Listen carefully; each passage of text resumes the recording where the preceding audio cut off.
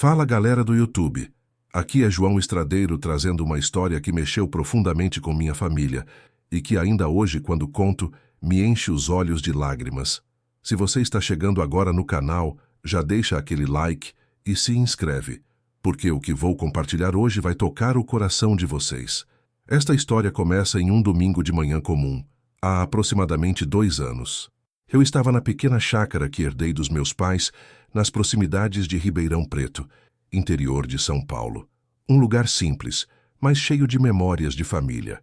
Meu filho Pedro, na época com 9 anos, e eu estávamos fazendo a manutenção do pomar quando ouvimos um barulho estranho vindo da área próxima ao galinheiro. "Pai, tem alguma coisa ali", disse Pedro, apontando para um arbusto que se mexia de forma estranha. Aproximamo-nos com cuidado e, para nossa surpresa, encontramos um gavião real caído, claramente ferido. Era um exemplar magnífico, mesmo naquelas condições. Suas penas em tons de marrom e dourado brilhavam sob o sol da manhã, e seus olhos, apesar do evidente sofrimento, mantinham aquele olhar penetrante característico das aves de rapina. "Não se aproxime muito", adverti Pedro. "Mesmo ferido, ele pode ser perigoso." O que mais me impressionou, porém, não foi apenas encontrar um gavião real, uma espécie rara naquela região, mas o que ele parecia segurar firmemente em seu bico, um objeto metálico que reluzia ao sol. Com muito cuidado, improvisamos uma aproximação segura. Usando luvas grossas de jardinagem e uma toalha velha, consegui conter parcialmente a ave para examinar seu estado. Uma de suas asas estava visivelmente machucada e havia um corte no peito, mas nada que parecesse fatal. Foi quando consegui ver melhor o que ele carregava. Uma medalha militar antiga, parcialmente coberta de terra, mas com um brilho inconfundível de prata. "O que é isso, pai?", perguntou Pedro, curioso. "Parece uma medalha militar", respondi, tentando entender por que um gavião estaria carregando tal objeto. Com extremo cuidado, consegui fazer com que a ave soltasse a medalha. Era, sem dúvida, uma condecoração militar, uma medalha de coragem da Segunda Guerra Mundial, com uma inscrição parcialmente apagada pelo tempo. "Vamos cuidar dele primeiro", decidi. Depois descobrimos de onde veio essa medalha. Improvisamos um abrigo para o gavião em uma gaiola grande, que havia sido de meu pai, e liguei para um amigo veterinário que ocasionalmente tratava animais silvestres. Enquanto esperávamos sua chegada, limpei cuidadosamente a medalha. Foi quando meu coração quase parou. À medida que a terra e a oxidação saíam, pude distinguir um nome gravado na parte de trás: Sargento Antônio Estradeiro. "Meu Deus", murmurei, sentindo minhas pernas fraquejarem. "Pedro, essa medalha tem o nome do seu bisavô. Vocês conseguem imaginar o que eu estava sentindo naquele momento? Deixa seu like se você já teve alguma conexão inexplicável com o passado da sua família, porque o que veio a seguir vai além de qualquer coincidência. Meu avô, Antônio Estradeiro, foi um dos brasileiros que lutou na Segunda Guerra Mundial como parte da Força Expedicionária Brasileira, FEB. De acordo com a história oficial que cresci ouvindo, ele havia desertado durante uma batalha na Itália em 1944, abandonando seus companheiros em um momento crítico. Foi considerado um covarde, e sua memória era uma espécie de mancha na história da família, algo que raramente discutíamos. Quando meu pai estava vivo, ele evitava falar sobre o próprio pai. Havia uma mistura de vergonha e mistério envolvendo o nome de Antônio Estradeiro. Tudo o que sabíamos era que ele nunca retornou ao Brasil após a guerra. Presumia-se que havia permanecido na Europa, talvez pela vergonha de encarar sua família ou possíveis consequências legais. E agora, quase 80 anos depois, um gavião ferido trazia uma medalha com seu nome. Uma condecoração por coragem, não algo que seria concedido a um desertor. Quando o veterinário chegou, Dr. Marcelo, ele ficou tão surpreso quanto nós com a presença de um gavião real naquela região. "Eles são muito raros aqui, João. Este deve ter vindo de muito longe, talvez do norte ou centro-oeste." Após examinar a ave, ele confirmou que os ferimentos eram tratáveis. A asa havia sofrido uma luxação e o corte no peito não era profundo. "Vou tratar dele aqui mesmo, mas depois precisaremos encaminhá-lo para um centro de reabilitação de animais silvestres. Esta é uma espécie protegida. Enquanto o Dr. Marcelo trabalhava no Gavião, mostrei-lhe a medalha e contei a história de meu avô. Essa é uma coincidência extraordinária, comentou ele. Você deveria investigar mais a fundo. E foi exatamente o que fiz. Nas semanas que se seguiram, enquanto cuidávamos do Gavião em recuperação, que Pedro apelidou carinhosamente de soldado, comecei a pesquisar sobre o passado de meu avô. Primeiro, entrei em contato com o Arquivo Histórico do Exército Brasileiro. Expliquei a situação e perguntei se havia registros detalhados sobre o sargento Antônio Estradeiro, além da notificação de deserção. A resposta inicial foi desanimadora, apenas a confirmação do que já sabíamos. Ele havia sido oficialmente registrado como desertor durante a campanha da FEB na Itália. Mas algo me dizia para não desistir. A medalha em minhas mãos contava uma história diferente. Uma medalha de coragem não seria concedida a um desertor. Decidi procurar informações por outros caminhos. Através de grupos online de familiares de ex-combatentes da FEB, postei a história e fotos da medalha. Para minha surpresa, recebi uma mensagem de um senhor chamado Carlos Almeida, que alegava ter servido com meu avô. Seu avô não era um desertor, escreveu ele. Essa é a versão oficial, mas não é a verdade. Marcamos uma videochamada, e quando vi o rosto daquele senhor de 98 anos, com olhos ainda vivos e lúcidos, senti um frio na espinha. Ele poderia ser a última pessoa viva que conheceu meu avô. Estávamos em Monte Castelo, começou ele, referindo-se a uma das batalhas mais difíceis enfrentadas pelos brasileiros na Itália. Seu avô era o sargento da nossa unidade. Durante um bombardeio, nosso pelotão ficou isolado e cercado por forças alemãs superiores. O tenente que nos comandava havia sido morto. Carlos fez uma pausa, como se as memórias fossem pesadas demais. Foi seu avô quem assumiu o comando. Ele organizou nossa defesa, e quando percebeu que estávamos prestes a ser sobrepujados, descobriu uma rota de fuga através de um vilarejo próximo. O relato de Carlos pintava uma imagem muito diferente do meu avô. Não um covarde que abandonou seus companheiros, mas um líder que assumiu a responsabilidade em um momento crítico. Mas por que ele foi declarado desertor? Perguntei confuso. Porque ele não voltou com a gente, explicou Carlos. Quando chegamos ao vilarejo, descobrimos que os alemães haviam executado vários civis em retaliação pelo apoio dos italianos aos aliados. Entre os sobreviventes estavam muitas crianças órfãs e feridos graves. Seu avô decidiu ficar para ajudá-los, enquanto ordenou que o resto de nós continuássemos para reencontrar as linhas aliadas. Senti um nó na garganta ao ouvir isso. O plano dele era voltar assim que os civis estivessem seguros, mas quando nosso comandante soube que parte do pelotão havia retornado sem o sargento, imediatamente o declarou desertor. Era um homem rígido que nunca gostou do seu avô. E o que aconteceu depois? Perguntei, tentando controlar a emoção. Poucos dias depois houve um contra-ataque alemão massivo. A área onde ficava o vilarejo foi intensamente bombardeada. Nós assumimos que seu avô e todos no vilarejo haviam perecido. Se essa história já está tocando seu coração, deixa aquele like e compartilha para que mais pessoas conheçam a verdadeira história do sargento Antônio Estradeiro. As revelações de Carlos eram avassaladoras, mas ainda não explicavam a medalha. Como meu avô teria recebido uma condecoração por coragem se havia sido declarado desertor e presumidamente morto em ação? Carlos não tinha essa resposta, mas me deu uma pista crucial: o nome do vilarejo onde meu avô havia permanecido. Monte Sant'Angelo, uma pequena comunidade nas montanhas italianas. Nesse ponto, o Gavião já estava quase completamente recuperado. Dr. Marcelo estava impressionado com sua rápida melhora e com o vínculo que a ave parecia ter formado com nossa família, especialmente com Pedro. O soldado permitia que meu filho se aproximasse e até aceitava comida de sua mão, um comportamento muito incomum para uma ave de rapina selvagem. Nunca vi nada assim, comentou o Dr. Marcelo. É quase como se ele soubesse que vocês são família.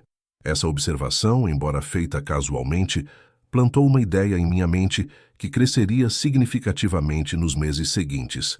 Decidi que precisava ir até a Itália. Precisava visitar Monte Sant'Angelo e descobrir o que realmente aconteceu com meu avô.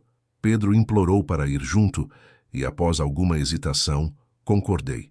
Seria uma oportunidade para ele conhecer suas raízes e participar dessa jornada de descoberta sobre o bisavô. Antes de partirmos, tivemos que decidir o que fazer com o soldado. Ele estava forte o suficiente para ser liberado, mas o vínculo que havia formado conosco tornava a despedida difícil. Talvez ele encontre o caminho de volta para casa depois, disse Pedro, esperançoso. No dia da liberação, levamos o gavião para uma área aberta. Dr. Marcelo nos acompanhou para garantir que tudo corresse bem. Quando abri a gaiola, o soldado saiu cautelosamente. Olhou para nós como se estivesse nos estudando e então, com um poderoso bater de asas, alçou o voo. Ele não voou para longe imediatamente. Em vez disso, circulou sobre nós várias vezes, ganhando altitude, antes de finalmente partir na direção norte. Tenho que admitir que havia lágrimas em meus olhos naquele momento. 2 semanas depois, Pedro e eu embarcamos para a Itália. A pequena comunidade de Monte Sant'Angelo não era fácil de encontrar, não aparecia em muitos mapas turísticos e ficava afastada das rotas mais conhecidas da região. Quando finalmente chegamos, descobrimos um vilarejo pitoresco aninhado entre montanhas, com casas de pedra que pareciam congeladas no tempo. A recepção inicial dos habitantes locais foi cautelosa. Mesmo após todos esses anos, a região ainda carregava as cicatrizes da guerra.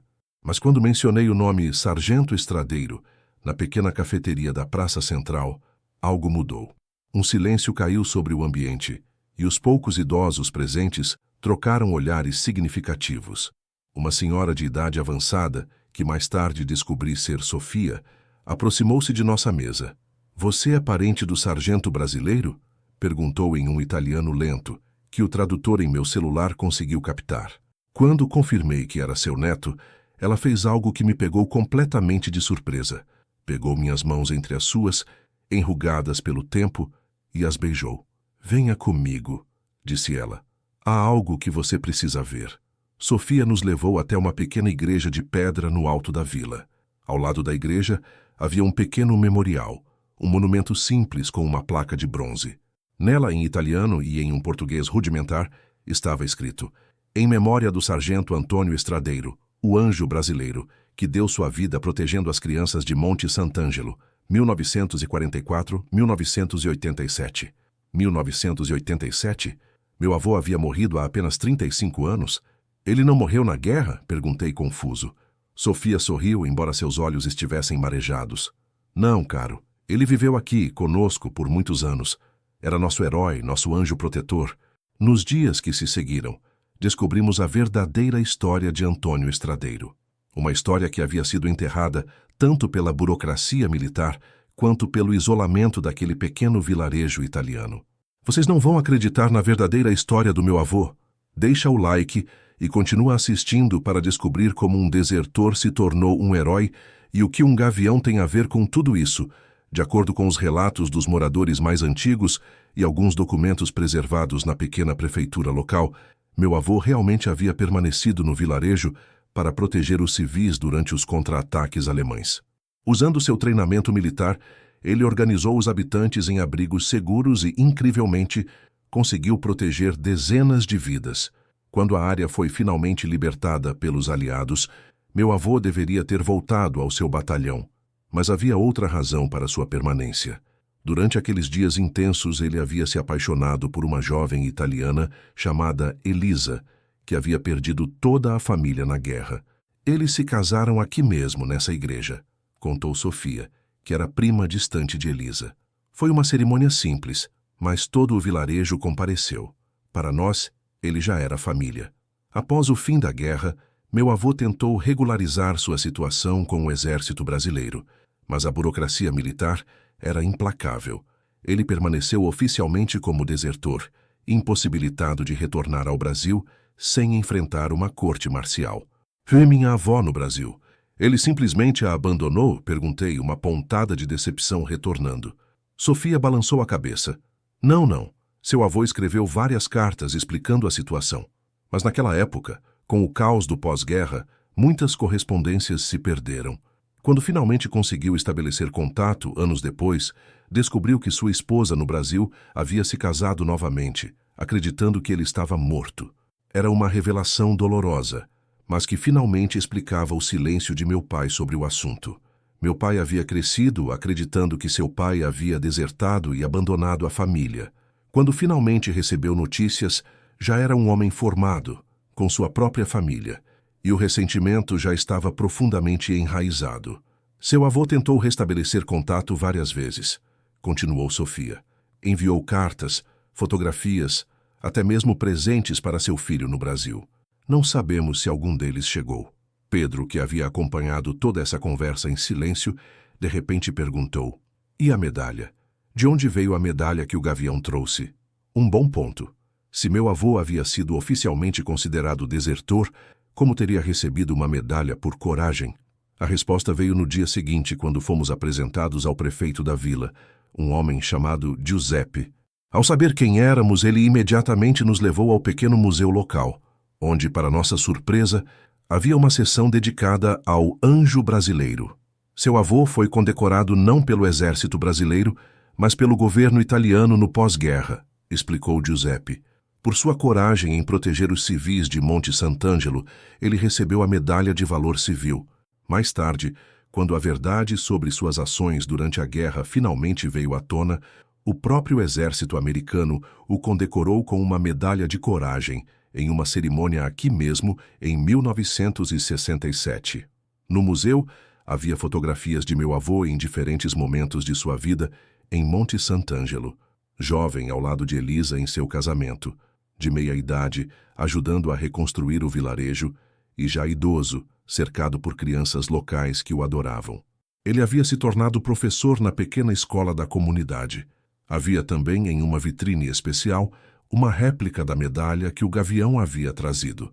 A original havia sido enterrada com meu avô, conforme seu desejo. Mas como a medalha chegou ao Brasil? Perguntou Pedro, vocalizando a pergunta que martelava em minha mente. Giuseppe hesitou, olhando para Sofia, como se avaliando o quanto deveriam nos contar. Há uma última parte dessa história, disse ele finalmente. Uma parte que pode parecer difícil de acreditar. Ele nos levou até uma área mais reservada do museu, onde havia uma fotografia emoldurada que me fez congelar. Meu avô, já idoso, ao lado de um gavião real, pousado em seu braço protegido por uma luva de falcoeiro. Seu avô tinha um dom especial com aves de rapina, explicou Sofia. Começou quando ele resgatou uma águia ferida nos anos 50. Depois disso, parecia que todas as aves o procuravam quando precisavam de ajuda. No final de sua vida, continuou Giuseppe, ele criou um pequeno santuário para aves de rapina feridas ou órfãs. O gavião da foto era seu favorito. Ele o chamava de mensageiro. Olhei mais de perto para a fotografia. O gavião na imagem era claramente mais jovem, mas tinha as mesmas marcações distintas do soldado, o gavião que havia aparecido em nossa chácara no Brasil. Isso é impossível, murmurei. Gaviões não vivem tanto tempo. Como eu disse, respondeu Giuseppe com um pequeno sorriso. Algumas partes dessa história são difíceis de acreditar. De acordo com os habitantes locais, meu avô, já sabendo que estava doente, havia confiado algo ao mensageiro poucos dias antes de falecer. Ninguém sabia exatamente o que era, mas após a morte de Antônio, o gavião desapareceu. Seu avô sempre falou que seu maior arrependimento era não ter conseguido fazer as pazes com seu filho no Brasil, disse Sofia suavemente. Nos seus últimos dias ele falava muito sobre isso. A implicação era simplesmente impossível de acreditar, mas ao mesmo tempo estranhamente reconfortante. Que de alguma forma meu avô havia encontrado um meio de enviar uma mensagem final, um símbolo de sua verdadeira história, através de seu fiel companheiro alado. Se essa história extraordinária está mexendo com você, deixa seu like e compartilha com alguém que precisa acreditar em conexões que vão além do que podemos explicar. Nossa jornada em Monte Sant'Angelo continuou por mais alguns dias, durante os quais conhecemos muitas pessoas cuja vida havia sido tocada por meu avô. Descobrimos que Elisa havia falecido em 1982 e que eles não tiveram filhos. O vilarejo inteiro era sua família. No cemitério local, visitamos o túmulo simples onde meu avô repousava ao lado de sua esposa italiana. No centro da lápide de mármore estava entalhada a imagem de um gavião em pleno voo. Ele dizia que quando morresse, voaria livre como suas aves, explicou uma senhora idosa que nos acompanhava. Antes de partirmos, o prefeito Giuseppe nos entregou uma caixa de madeira entalhada. Encontramos isto entre os pertences do seu avô após sua morte. Ele deixou instruções para que fosse enviado ao Brasil para seu filho. Tentamos várias vezes, mas as correspondências sempre retornavam. Dentro da caixa havia cartas, dezenas delas, escritas ao longo de décadas, todas endereçadas a meu pai. Algumas eram longas, detalhando sua vida na Itália. Outras eram curtas, apenas perguntando como estava a família no Brasil. Todas expressavam o mesmo sentimento: arrependimento por não estar presente, esperança de um dia ser perdoado e um amor profundo que nunca havia desaparecido. Havia também fotografias, pequenas lembranças e um diário pessoal onde meu avô havia registrado seus pensamentos ao longo dos anos. Na última entrada, datada de apenas 3 dias antes de sua morte, ele escrevera: "Hoje entreguei minha medalha ao mensageiro." É uma ideia tola de um velho sentimental, mas talvez, de alguma forma, ela encontre o caminho para minha família no Brasil. Talvez eles finalmente saibam que nunca os abandonei em meu coração. Quando retornamos ao Brasil, trouxemos conosco não apenas a caixa de memórias, mas uma história completa para compartilhar com nossa família. A reputação de meu avô, manchada por décadas por uma designação injusta de desertor, poderia finalmente ser restaurada. Uma das primeiras coisas que fiz foi contatar o Exército Brasileiro com toda a documentação que havíamos encontrado. O processo de revisão histórica seria longo, mas o oficial que nos atendeu parecia genuinamente interessado em corrigir o registro. "Casos como este não são incomuns", explicou ele. "Na confusão da guerra, muitas injustiças foram cometidas. Estamos comprometidos em corrigir o histórico sempre que novas evidências surgem." Enquanto aguardávamos o processo oficial, organizei uma pequena cerimônia familiar. Reunimos tios, primos e outros parentes que nunca haviam conhecido a verdadeira história de Antônio Estradeiro. Compartilhamos as fotografias, lemos algumas das cartas mais tocantes e, finalmente, demos a meu avô o lugar de honra que ele merecia em nossa história familiar. Foi durante essa reunião que algo extraordinário aconteceu. Estávamos todos no quintal da chácara compartilhando histórias e memórias, quando um som familiar chamou nossa atenção. O grito distintivo de um gavião.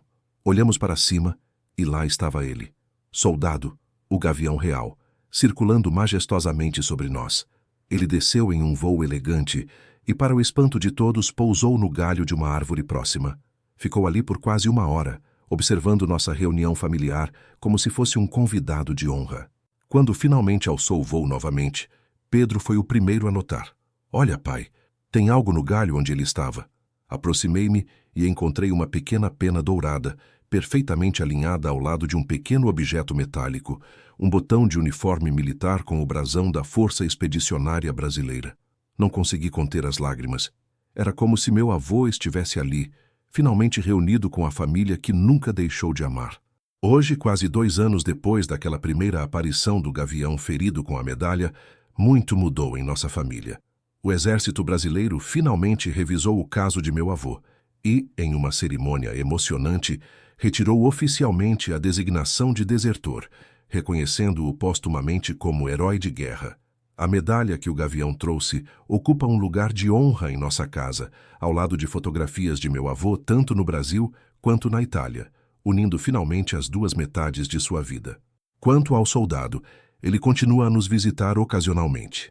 Dr. Marcelo, o veterinário, diz que é biologicamente impossível que seja o mesmo gavião que meu avô conheceu na Itália. A expectativa de vida dessas aves raramente ultrapassa 20 anos. Mas como Giuseppe disse, algumas partes dessa história são difíceis de acreditar. Pedro desenvolveu um interesse apaixonado por aves de rapina e agora sonha em se tornar ornitólogo. Ele mantém um diário meticuloso de cada aparição do soldado e já começou a aprender italiano, determinado a um dia continuar o trabalho de seu bisavô em Monte Sant'Angelo. Quanto a mim, esta jornada me ensinou algo profundo sobre perdão, compreensão e as conexões invisíveis que nos ligam através do tempo e do espaço. A história que cresci ouvindo sobre meu avô era apenas um fragmento distorcido da verdade. A realidade, de coragem, sacrifício e amor duradouro, era muito mais rica e redentora.